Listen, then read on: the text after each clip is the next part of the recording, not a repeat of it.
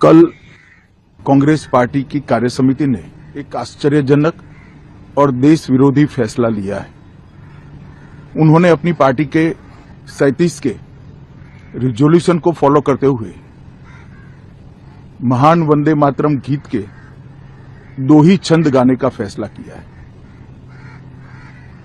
मैं इस समय पर पूरे देश को याद कराना चाहता हूं कि 1937 में कांग्रेस पार्टी ने मुस्लिम अपीसमेंट के लिए वंदे मातरम के 2 टुकड़े कर देश के विभाजन की नींव डाली थी और वहीं से 2 राष्ट्र के सिद्धांत को ताकत मिली थी और अंततोगत्वा देश का विभाजन हुआ और पाकिस्तान का जन्म हुआ था। आज जब वो ऐतिहासिक गलती को वंदे मातरम के गीत के प्रागट्य के 150वें साल में नरेंद्र मोदी सरकार ने सुधारकर बंकिम बाबू की ये अमर कृति को पूरा गीत गाकर राष्ट्रीय एकात्मता को फिर से एक बार सुदृढ़ करने का प्रयास किया है और सभी सरकारी फंक्शंस में इसको पूर्ण रूपेण गाने का जो निर्णय किया है वो निर्णय को कानूनी जामा भी पहनाया है।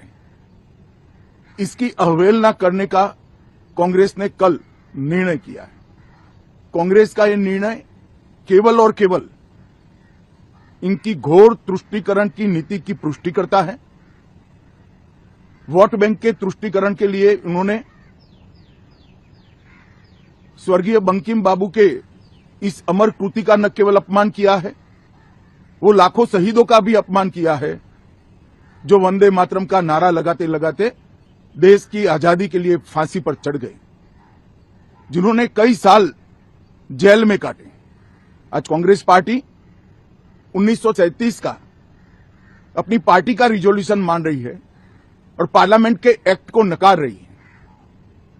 मुझे तो बड़ा आश्चर्य है, श्री राहुल गांधी की नेतृत्व में कांग्रेस पार्टी फिर एक बार इस देश में तुष्टीकरण की राजनीति को पुरजोश तरीके से आगे बढ़ा रही है।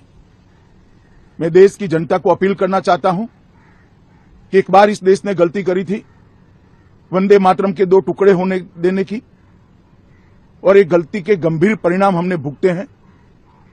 अब देश की जनता एकजुट हो और कांग्रेस पार्टी के इस फैसले के खिलाफ आवाज बुलंद करे कि अब इस देश में तुष्टीकरण की राजनीति नहीं चलेगी। ये आजाद देश है।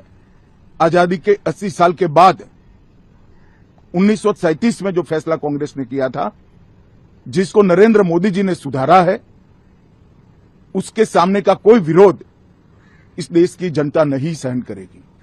भारतीय जनता पार्टी कांग्रेस पार्टी के इस फैसले की कड़ी निंदा करती है और हम इसका जनता के बीच में और विधायी सदनों में भी पुरजोश विरोध करेंगे।